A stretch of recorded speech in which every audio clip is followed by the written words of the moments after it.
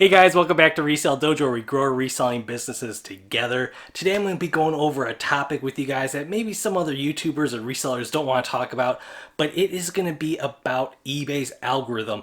And I know a lot of people talk about, hey, this is how you beat eBay's algorithm, this is how you game the platform, but I'm going to talk to you guys about why no one knows how to beat eBay's algorithm. Now, before I get into this, I want to let you guys know for 6 years before I got into reselling, I was a software product manager. So I know the ins and outs of what's going on behind the scenes, especially when it comes to web platforms like eBay's. And no, I don't know how they built their system and everything like that, but I could give you guys just a little rudimentary version of why you will never know eBay's algorithm. The simplest way for me to explain this is to think about building a house, right? When you build a house, right, maybe you have a basement, you have a first floor with a kitchen, a bathroom, maybe a living room, a dining room in there, and then on the second floor you have some bedrooms, another bathroom, and then you have a roof with maybe an attic. Now, when you think about a house being built, that is how like a web app is being developed. When developers are making the web app for the first time, they're building certain modules out there. They have different databases. They have different things talking to different things, taking different pieces of information and feeding it into other sections based on different things that they want that web app to do. And when the first version comes out, they pretty much know, okay, if I tweak this and this web app is going to work in a certain way. Now think about eBay's web platform.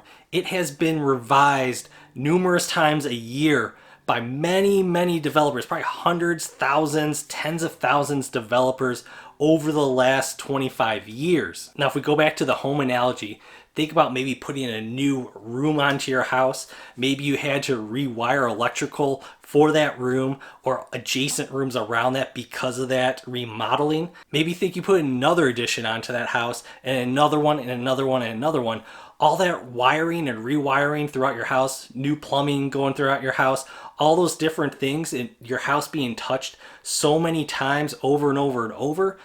If you had an expert come in, right? If you had another electrician come into your house, like eBay would have another developer go into the code, they don't know exactly what the previous electricians did inside your house, and they don't know how they did their wiring. Maybe they ended one here, maybe they split it over here. They did something different than that new electrician would have done in that scenario. And for programming, that is to the nth degree.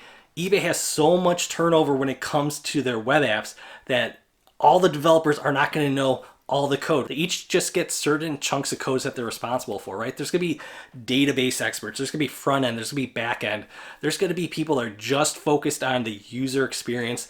There's all these different type of developers out there, and they're cycling them in over and over and over the years. So really, there's probably maybe one or two legacy members of eBay, if they are even there from the beginning, that would know maybe how it's all supposed to work. And really, if eBay has a legacy software architect still on board that knows, hey, this is how we built it in version 1 to whatever version that eBay is at right now, they're not going to know everything because they're not touching the code, but maybe they know what was meant to happen along the way. And this is why no one's going to know how the algorithms work, because in the beginning, maybe you had to do 1 + 1 equals 2, but over time, 1 + 1 equals 58 based on how they changed their algorithms and how they changed how everything fed into each other. That's why if any of us YouTubers or other resellers say, hey, this is how you beat the algorithm, they don't know what they're talking about because they don't know how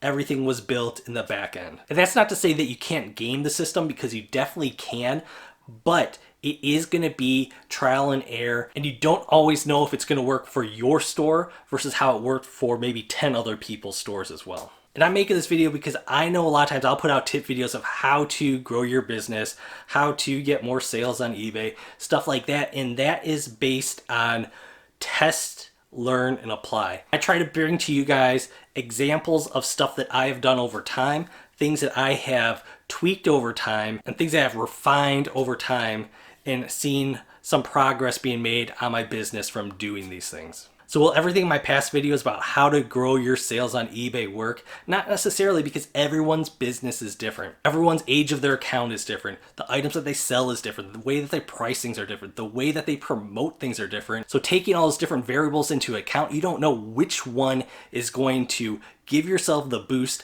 versus which one may hold you back a little bit. But that's why you go and you try different things, see what works for your business, see what you could do to fine tune the way your store is running on eBay, because there is not one magic pill for you. So I just wanted to let you guys know that no one knows absolutely how to beat eBay's algorithm. If they tell you otherwise, don't believe them, but maybe you could still try out what they're doing and see if it works, because you don't know. Maybe it will work for your store.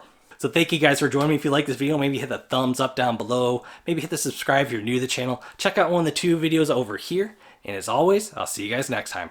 Bye.